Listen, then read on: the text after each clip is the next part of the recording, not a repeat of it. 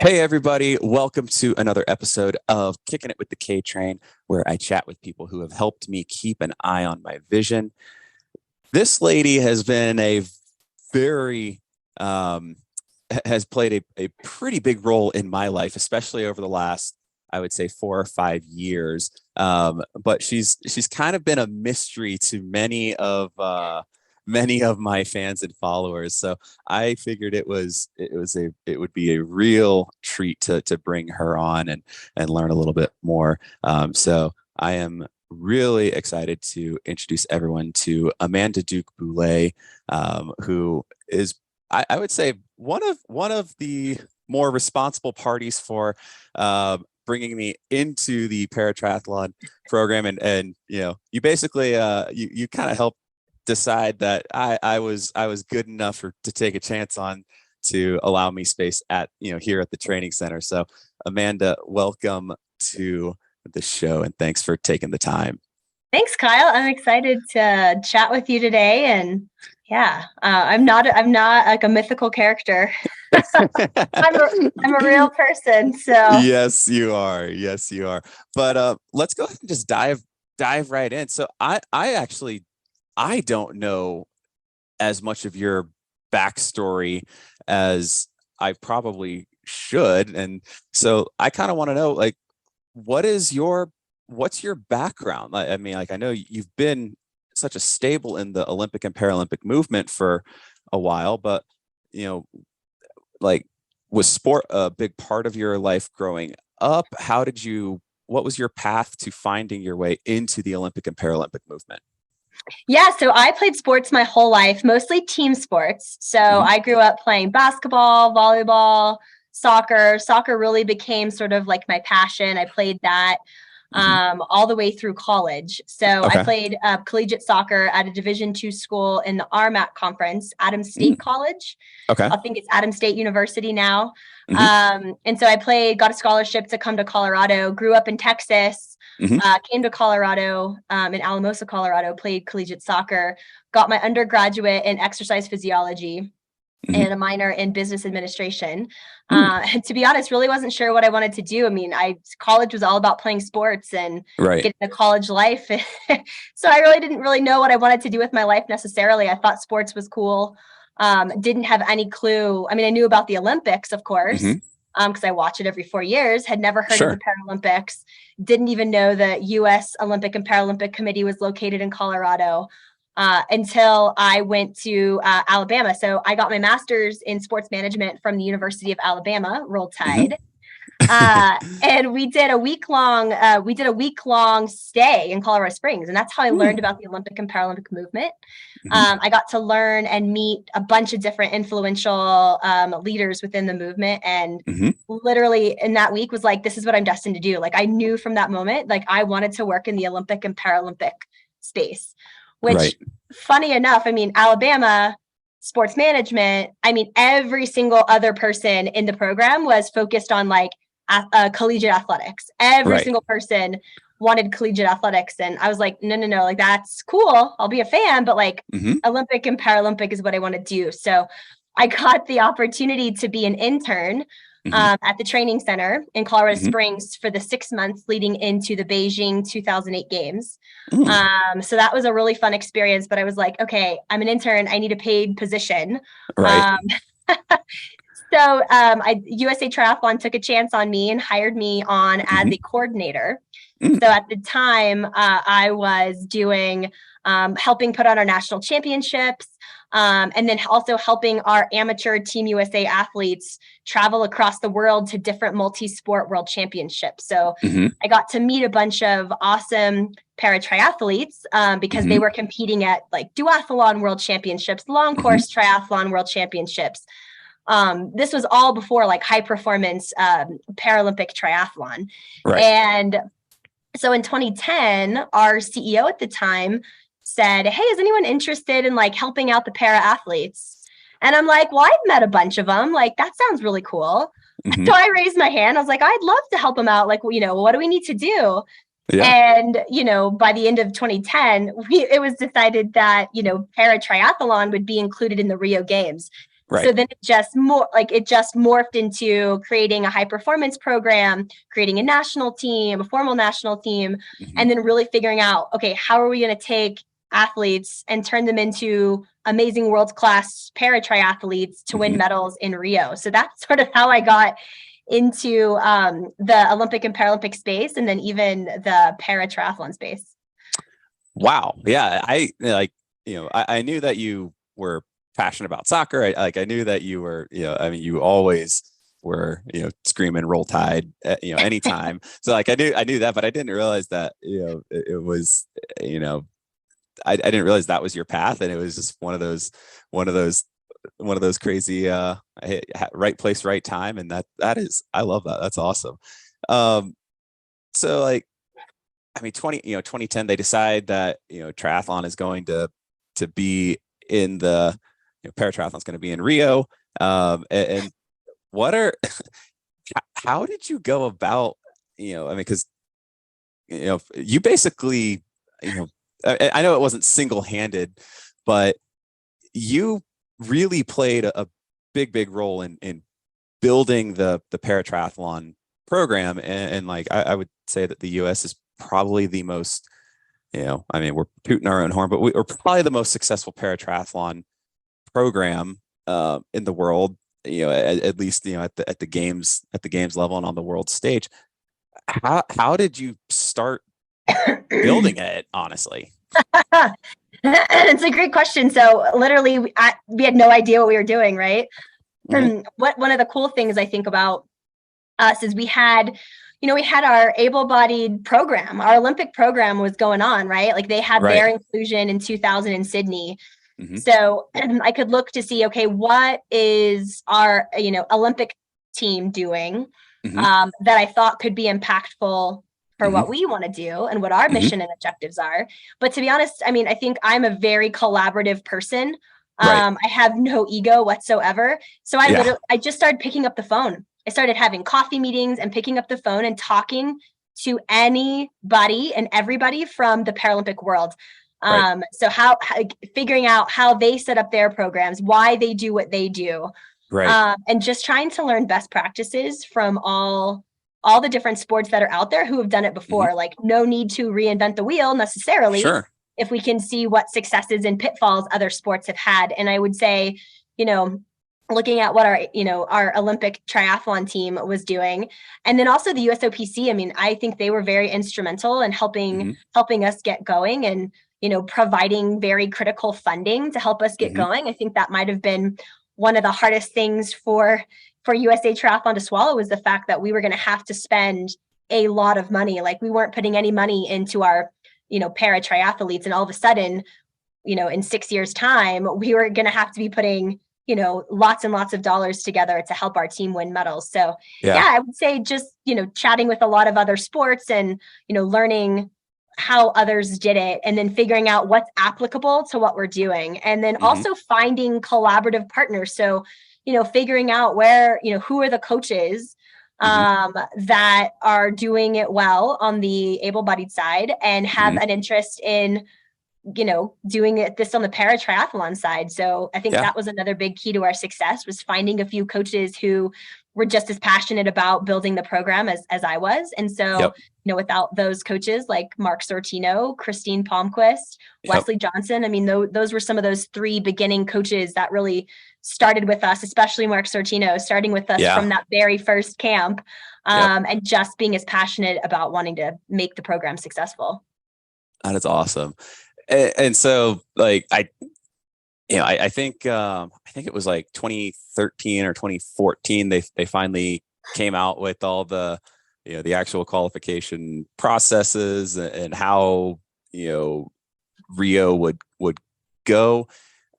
Can you like walk us through like those, those couple of years leading into Rio? Like what were some of the, the highlights? What were some of the challenges that you faced? I mean, because at this point you're pretty much managing the whole paratriathlon program, and like, so like talk us through those couple of years leading into Rio. It's like some of the challenges that, you were facing essentially.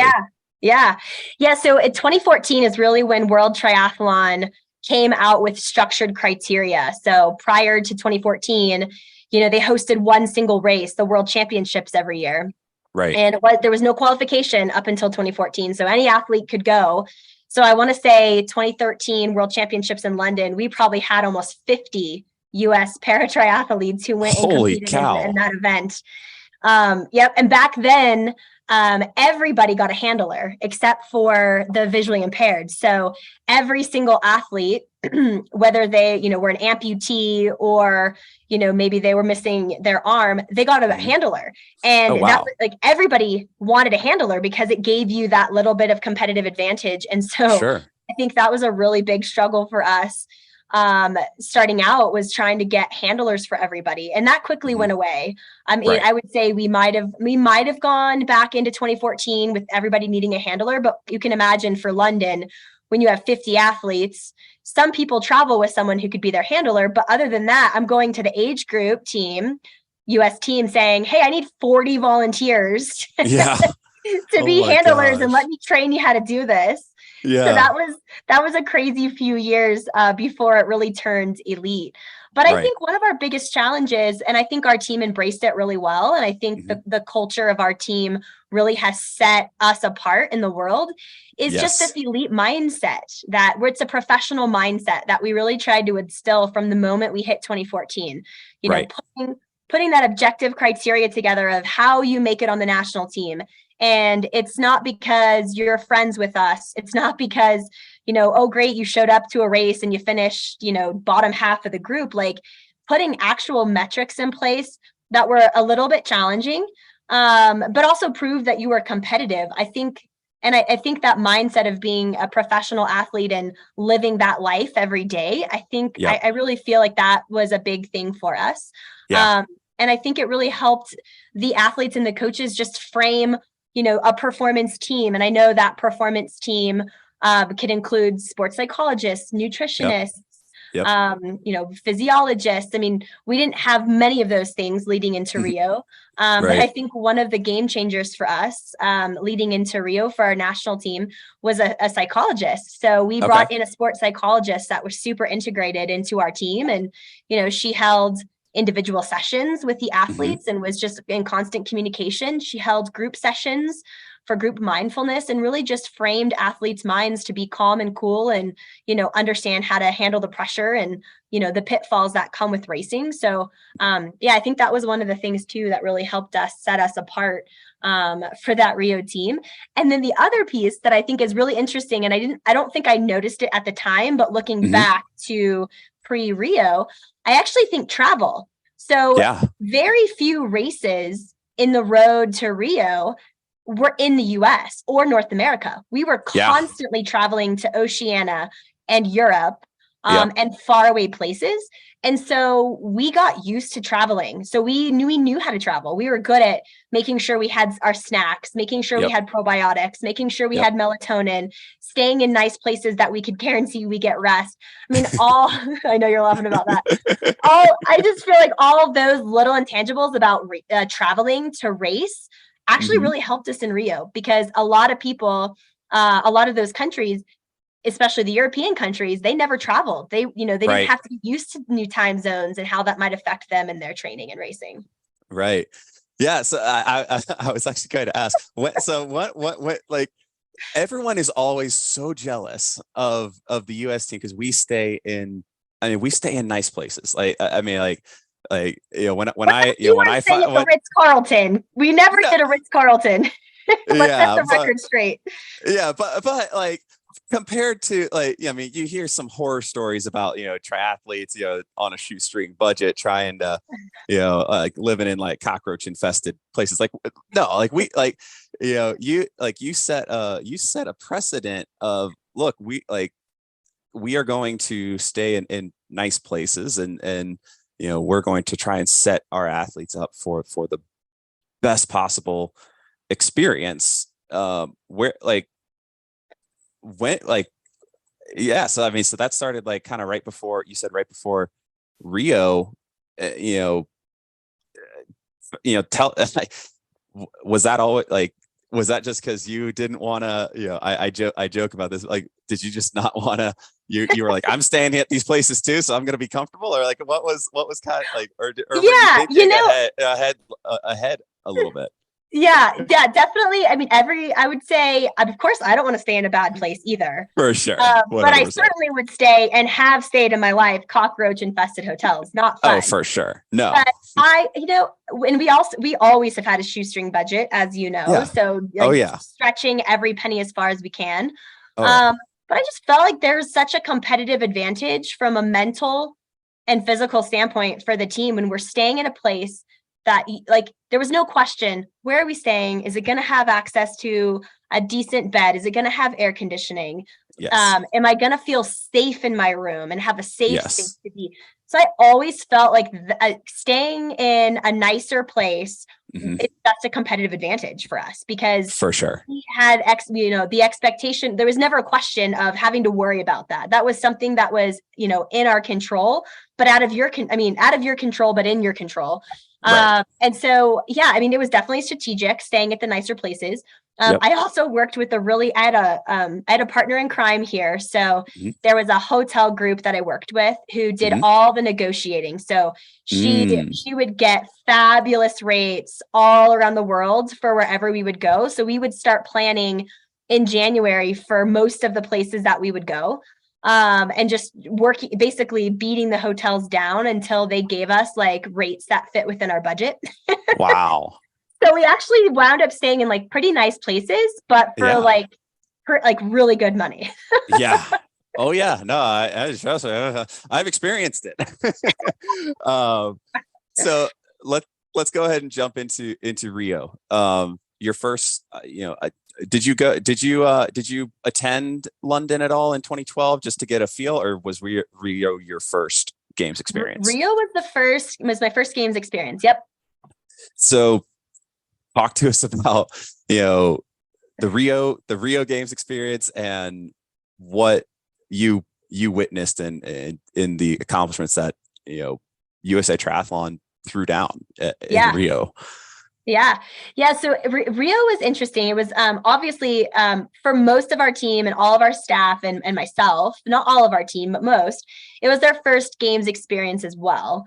And so one of the things that I had learned from our Olympic side was this idea that you didn't have to stay in the village, that you could stay in a hotel and not necessarily stay in the village. And so and there's varying reasons for why you may or may not do that. But I don't think at the time very many, if any, Paralympic teams had stayed outside of the village. Yeah. But I had I think the transportation from the village to our venue was pretty prohibitive. Right. And then the transportation from our village to our training venue, we were going to be on buses hours and hours a day. And so I remember, looking back for even 2 years out, saying, if we can find the budget for this, like we should stay off site. So that was the main goal, was to stay in a hotel, in a nicer hotel that we were all used to, for that advantage of not having to be distracted in the games environment, and, really being mentally and physically prepared, being walking distance, 2 minutes outside of our hotel to our venue. Right. And so that came with some interesting pushback, I think, and for a good reason. A lot of our team hadn't been to a games before, so they wanted to experience what opening ceremonies was like. They wanted to experience village life, which I totally understand. So we actually went and stayed in the village for a couple of nights. I can't remember exactly how many, but a couple nights in the village through opening ceremonies, and then we moved to our hotel for our competition days. And I bet if you would ask anybody who competed then, and there was groans, like people were upset, that we were moving out of the village and going to a hotel because of the games experience. But what no one knew about Rio was just how awful the living accommodations were. I think, the Olympics stay at the village first, and then the Paralympics come in and take over, 2 weeks later. And so I think the wear and tear of the Olympics on the village infrastructure and on the living structure and the plumbing and all of those things really took a toll. And so by the time the Paralympic group got to the Rio Village, it was less than ideal conditions. But I think what was, so I think it wound up working in our favor, and athletes were very grateful that we definitely moved to an offsite location for the village. For sure. But yeah, I mean, it was a little bit of a whirlwind. I mean, it was warm, and, we sort of had our plan in place as to, when we were going to ride and when we were going to run. There was water quality issues, if people can remember back that far. Like, is the water safe to swim in? We did water quality testing on our end.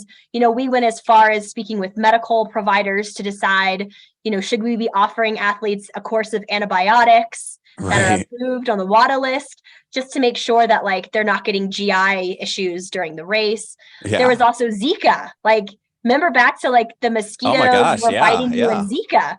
So there was this whole thing of, like, bug spray and tents on your windows and not, making sure that you didn't get bit by mosquitoes. Right.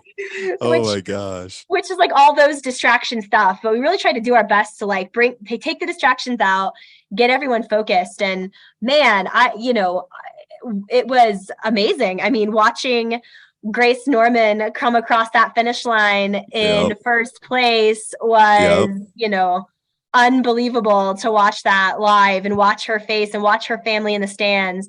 And then to see our, PT2 women sweep the podium, watching Alyssa, then watching Haley, then watching Melissa, and then hearing on the radio just how the whole thing was going down and seeing their families in the stands. I mean, and then watching the flags go up for the medal ceremonies. I mean, it still gives me goosebumps to think back to what a cool moment that was, especially on September 11th, to have that podium sweep and have our, 4 women do as well as they did. So, no, I mean, I'm getting chills thinking about it. And I was doing triathlon. I knew that, paratriathlon was in the Paralympics for the first time, but I wasn't following it nearly as closely as I do now, obviously. And the PTVI men weren't competing in Rio. Right. So you were probably like, half watching, half not. Like, why isn't my sport class included? This is ridiculous. Exactly. So yeah, but then post Rio, I mean, my gosh, the US, sweeps the podium in PT2. There's some reclassification structuring going on after Rio. So, like, World Triathlon is changing things up. And then in 2018, they decide that PTVI, men and women are going to be, in Tokyo. They're including other classes, but then they're cutting classes. I mean, what was going through your mind, in all these, that kind of 2 year, that 2 to 4 year period after Rio, between Rio and Tokyo, with all these changes, and how are you juggling all of that? Yeah. I mean, I think with such a young sport, at like paratriathlon was, like, we knew, like, it had been adapting and changing so quickly. Sure. So I think, that we sort of learned to roll with those punches, but I knew that we had a target on our back. We did very well in Rio. So we want to do very well in Tokyo. So, how do we continually reinvent ourselves, and how do we continue to meet and exceed athlete expectations and needs? So that was always sort of our forefront, is let's not be behind the curve when it comes to technology or adding things into our program, but, like, let's be at the forefront. Let's be what other nations are saying. Oh my gosh, how did they do that? How did they figure that out? Or how are they winning these races that they weren't winning before? So I think, getting a group of experts together to just sort of say, okay, we did great in Rio. What are we going to do to move the needle and continue moving forward for Tokyo? So just getting more vested individuals who saw the success that we had and wanted to be a part of it, to continue for our innovation towards Tokyo. And I think a big program that came into existence in 2017, 2018, and a big part of that was the creation and formation of the resident team. And so, and that's kind of where, we, like, you and I had met, and, like, cause I had been starting to get a little interest in, the world triathlon level of triathlon.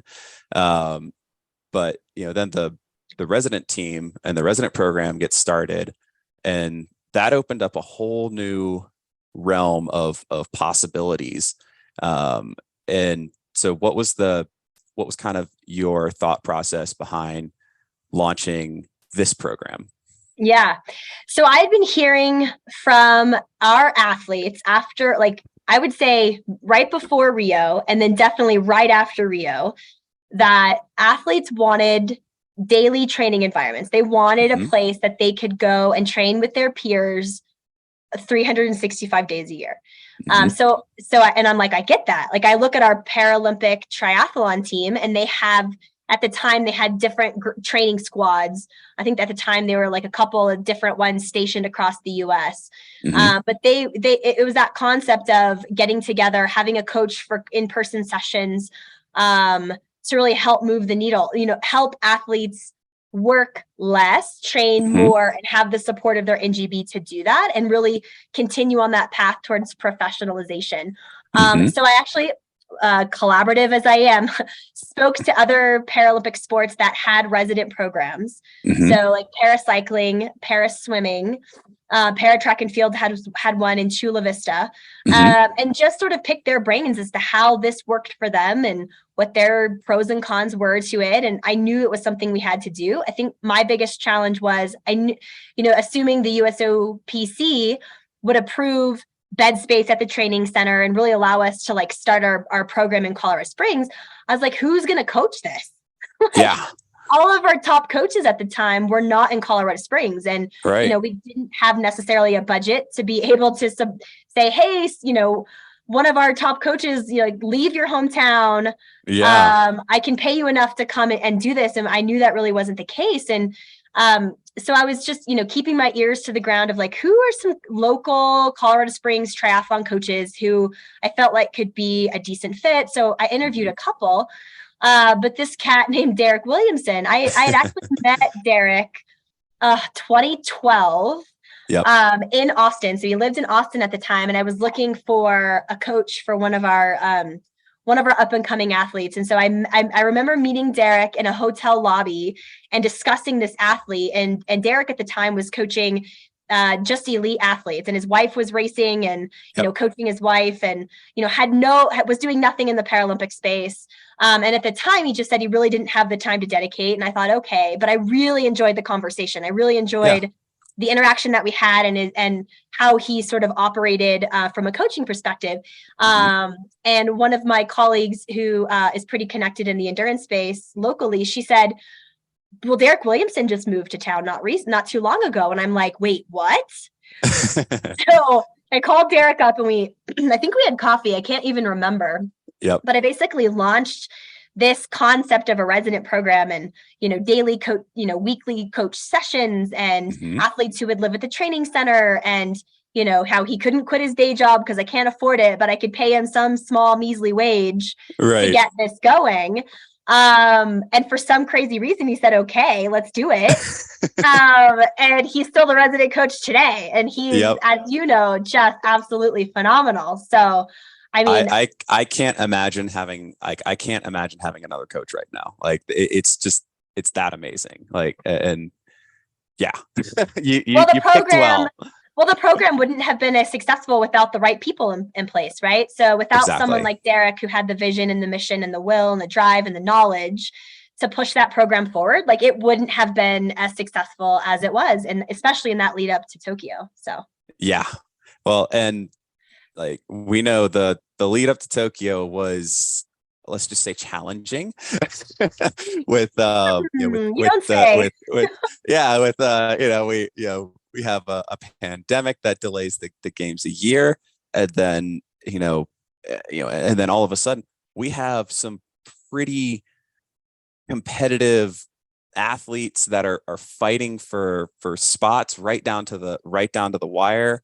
For our, I'm just thinking specifically for my class, we had three pretty darn good athletes battling it out right down to basically the last day of the qualification window. And then you had athletes, in other classes that were that were battling it down right to the wire as well. And like, so you had some really tough decisions to be made when you and another committee of people, when it came time to deciding who was going to go to the games.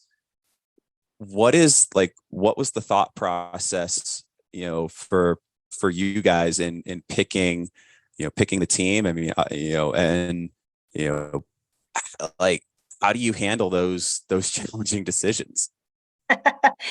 Yes, I would say COVID was the most challenging time in my career. I can't even fathom in the future when a time will be more challenging. And I'm sure the athletes can say that about their athletic career as well. Yes. Yeah. So I think when we set out to create our Tokyo criteria, objective performances, right? Let the athletes battle it out on the race course, and the athletes who are most ready to win medals get the slots. I mean, I think that in short, that's sort of been our philosophy. But when the pandemic happened and racing stopped, and the qualification stopped and the games got pushed back, it was all of a sudden, oh my gosh, I don't know if we will be able to race. I don't know if specific athletes are, going to be able to travel to races, but we want to ensure that we still have the athletes who are most capable of winning gold medals are on the team. So it was a really interesting time. I've never thought I would amend one selection criteria document like as many times as we did. I think there was like 4 or 5 amendments. Normally you don't amend them. You just sort of have them set and then they just play out as they're supposed to and as they will. But yeah, it's really difficult. I mean, I lost a lot of sleep. I'm sure other people on the selection committee lost a lot of sleep as well. And, being able to watch some of those down to the wire races happen, and how people are looking, knowing the games are only a couple months out. It's tough. But I think our mentality at, USA Triathlon was always about podium performance. So who are the athletes on the day who are most ready to win medals? And that's really what drove our selections for Tokyo team. Wow. Yeah. Yeah. And so then we get to Tokyo, and Tokyo is it's a little different games experience, I think, than a lot of people were expecting. It was definitely challenging, but again, the US came out, and we showed why we are so strong, and a lot of that came down to just your meticulous planning. So like, kind of walk us through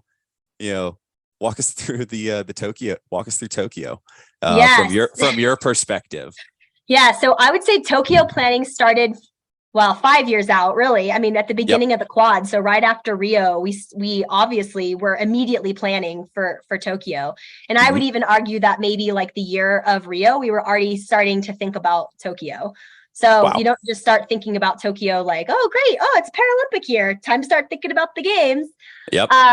But we knew that it was going to be a very hot, very humid games.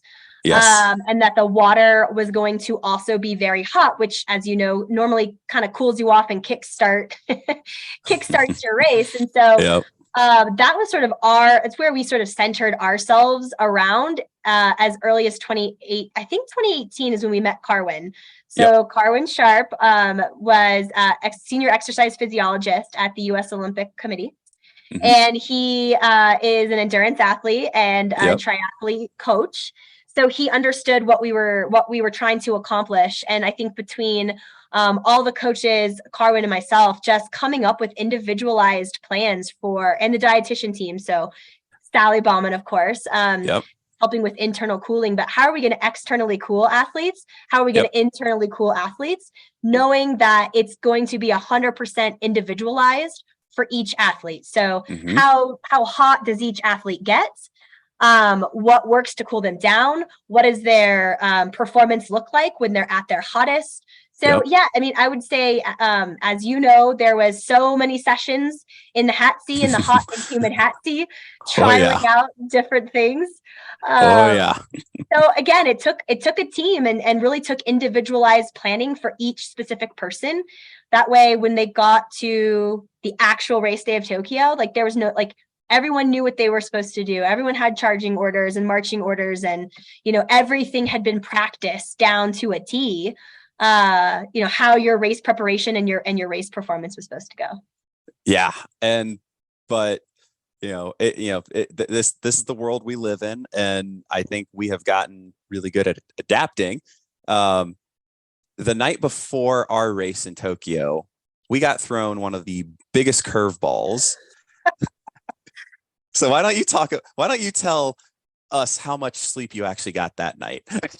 Might have closed my eyes and pretended to fall asleep for maybe an hour. So yeah, so COVID, major took Japanese COVID protocols happening in Tokyo during the games.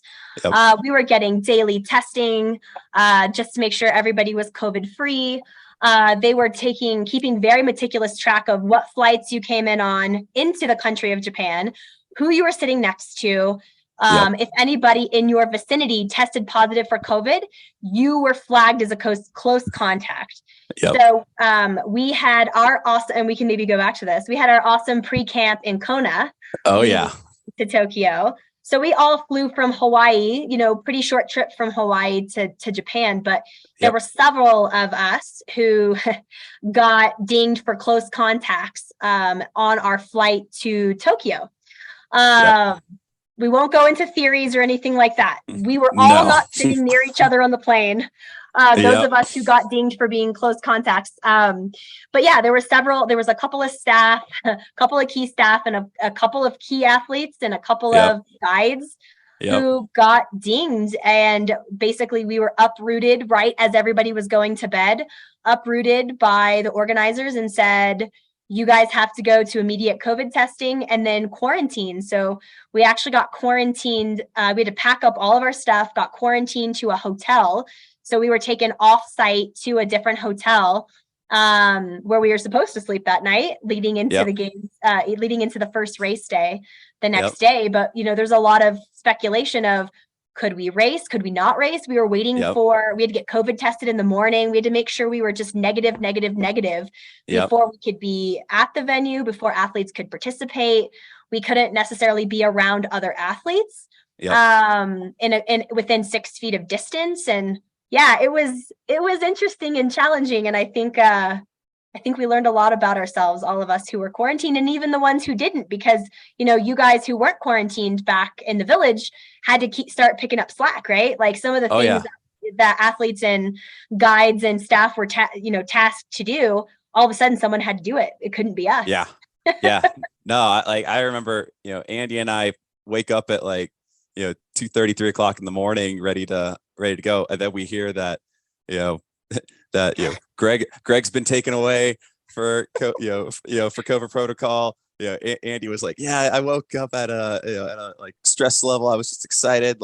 Stress was maybe at 3. My stress level went to about 15 out of 10. Everyone is just scrambling, picking up slack. It was madness. But we all knew that we had to pull together, and we had to just keep our fingers crossed and hope that these athletes who were our there were 2 or 3 athletes that they were our legit gold medal favorites and contenders, and we had no idea what was going to happen, whether they were going to be able to race. But it was it was whew. But what a couple of days. Yeah, and I think that speaks too to how close of a tight knit group we were, right? It's an individual sport. Sure. But yet when it came down to our US team, we all rallied around each other to support the team, which is super cool. You wouldn't necessarily see that in all the different teams out there. No, absolutely not. I mean, just speaking for myself, I immediately started thinking, all right, Andy, what can we do to make sure that Brad is ready to go, get our first ever individual medal for a male. What can we do? And so that was one of our focuses, that also trying to prepare ourselves to try and, chase that opportunity. But, Yep. we went out and, we executed, that first day of racing, we cleaned up with, two golds and a silver for the US in the PTS2, women, and, Yep. then Brad pulling down that PTVI win. And then the next day, we got Kendall and Grace with their unbelievable performances, and Hammer getting so close. I mean, Close. it was just, I mean, you had probably the most exciting finish in triathlon history. I would argue, in Kendall's race. I mean, it was a roller coaster of a games. And we came home with 5 medals, and like, I was super proud to be part of that team and that experience. And you led us through all of that. And, and then you and then it was, I think it was time for, I don't want to speak for you, but I got to imagine you were kind of thinking, what else more is there to do? So what was kind of your mindset coming home from the games, going forward, and like, what were you kind of, what was post Tokyo like for you? Yeah. So, I mean, I would say because we knew the Paris quad was going to be shortened, we'd already been talking Paris and Paris pre-games and all the different things we were going to have to do for Paris. I mean, all that was happening well before Tokyo happened. And, I think like every major games, athletes feel it too. You come home and you're just exhausted, and, you're exhausted and you sleep more than you really realize that you needed to sleep. And, to be honest, I just felt super recharged and ready to go. And, let's get Paris. Let's start thinking about Paris and qualification and the whole 9 yards. And, I remember just sort of thinking to myself, gosh, I've been at triathlon for over 14 years. Like, yeah, that I was the second most tenured person at the organization. I thought people just don't do that anymore. Like, people don't in their career stay at one place for that long. No. I certainly, when I started at triathlon, and that I never thought I would be there that long. And I think for me, in my own professional career, I just thought, well, gosh, I've learned so much in this time at triathlon. I have so much experience starting and beginning and taking a program through 2 games and 2 successful games. I thought, man, I would love to get my feet wet with another sport, and just move on. And it was, I mean, I hemmed and hawed about it. Oh yeah. For a really, really long time, lost a lot of sleep about it. Like, can I actually do it? Do I want to go? Because I mean, I still do. I mean, I love everything about the Paralympic triathlon program, the athletes, coaches. I mean, just everything that, I had been a part of. I just couldn't imagine like walking away from all of it. But, at the time I was like, you know what, like, Rocky Harris is amazing, and he's at the helm of USAT still, like, and he loves these para athletes.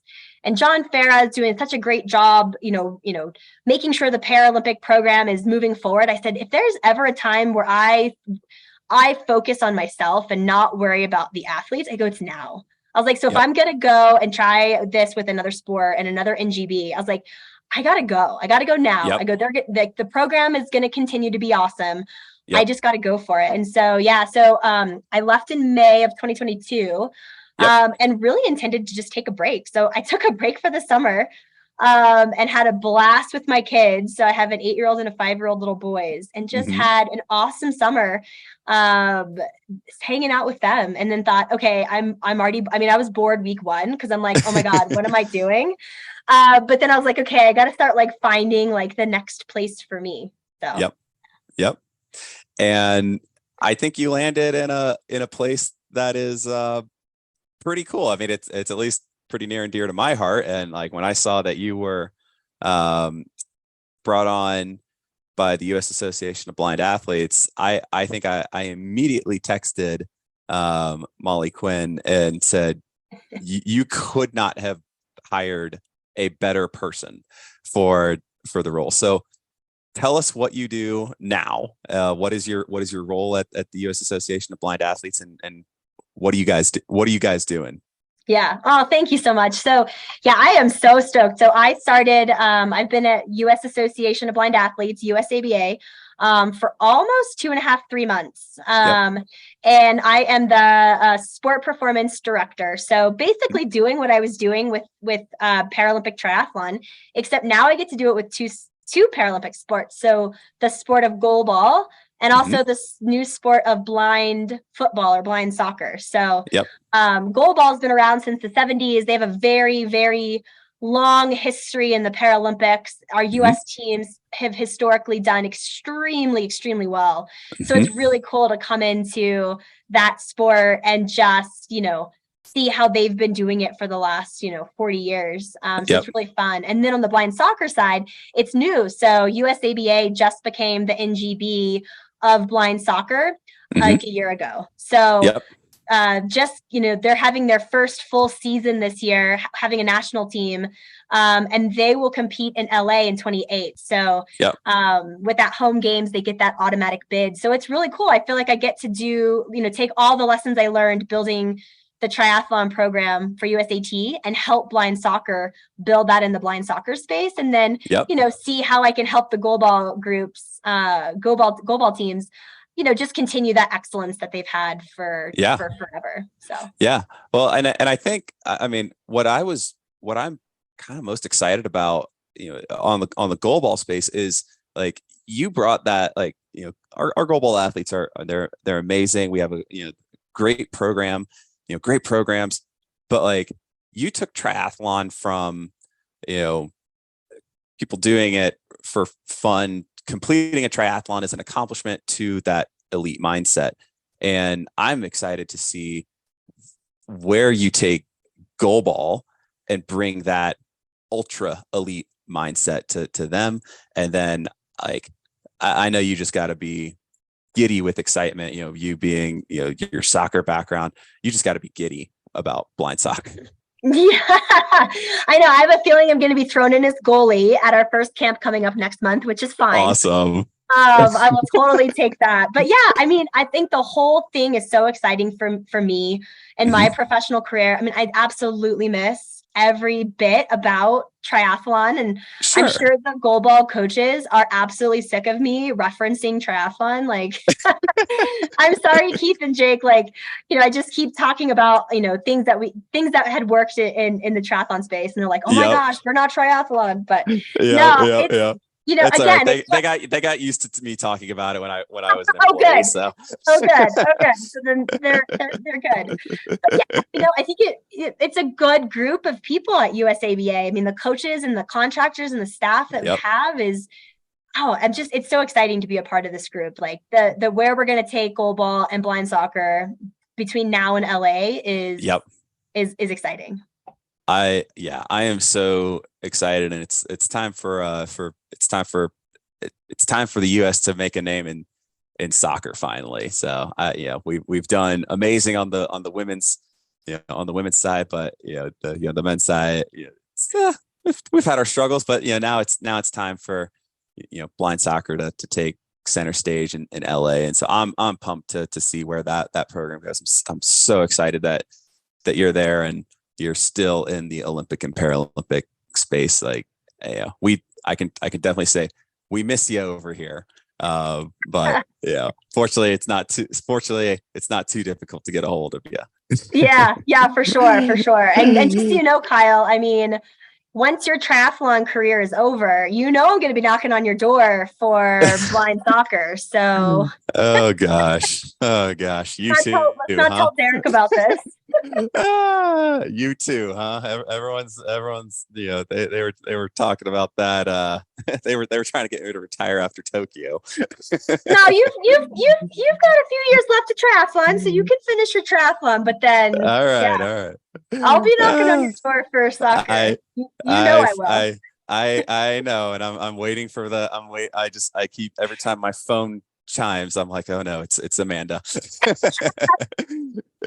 trying to recruit me again. Yep. No, all good. But Amanda, this has been so much fun. Like, I mean, I love getting to know a little bit more about your background, some of the decision-making processes that go into how you build truly, I mean, a behemoth of a program now. I mean, at least in the paratriathlon world, I mean, it's, there's some big shoes to fill. And we're all carrying that, and we're trying to continue on what you started here. But I just got to say, personally, I learned so much from working under you for 4 or 5 years, something, however long it was. And like, you were always just so, again, you never allowed your ego to get in the way. You handled disputes and controversy and so many things with so much grace and so much professionalism, and it really permeated throughout the entire paratriathlon world and organization. And it was such a big deal to you and Derek and Mark and all the coaches, that we have a good culture, that, like, man, it's incredible to see the fruits of your labor. And I really admired all of that about you, even though you and I have had our headbutts and our disagreements at times. Yeah, thank you for the kind words. But yes, I mean, any good, healthy relationship, we push each other, we challenge each other, right? That's how we get better. So absolutely, I've enjoyed those conversations, and yeah, I'm excited to watch your journey, Kyle. I mean, I'm excited that I'm back in the Paralympic space too, because that means I'll be in Paris. And I believe there's no overlap. So I should be able to come and watch the triathlon competition. So I'll be in the stands cheering for you. Thank you. 24. Awesome. Well, thank you. I gotta make it there first. I learned the hard way that you can never guarantee you're gonna make it. But we're doing everything we can to make sure that I'm there, and I'm doing everything I can to make sure that the rest of my teammates get there as well. So we're going to be pumped to have you in the stands cheering for us. Yep, I'll be the loudest one. I believe it. Well, Amanda, thank you so much. Really, just thank you from the bottom of my heart for. I mean, you brought me into the resident program, and just thank you for putting such incredible people and teams around us, and having a vision of what this program could be. And I have a feeling that you're doing the exact same thing, if not more, at USABA. And I stand by what I texted Molly, and that is you were the absolute best hire that they could have made for that role for the organization. So I'm stoked, I'm pumped, and let's keep growing this professional Paralympic movement. Love it. Thank you so much, Kyle. It's been fun chatting with you. Awesome. Well, guys, I think we're going to go ahead and wrap it up. But yeah, I have absolutely loved chatting with Amanda, and I think you guys all agree that largely without the work of Amanda Duke-Boulay behind the scenes, quite often in front of this, in full force of the scenes, we do not have the success that we do in US Paratriathlon, or I would argue the success of paratriathlon in the world. So she has definitely been able to help me keep an eye on my vision, and she's going to help a lot of people keep an eye on their vision for years and years to come. So thank you all so much for your time. Take care. And as always, keep an eye on your vision.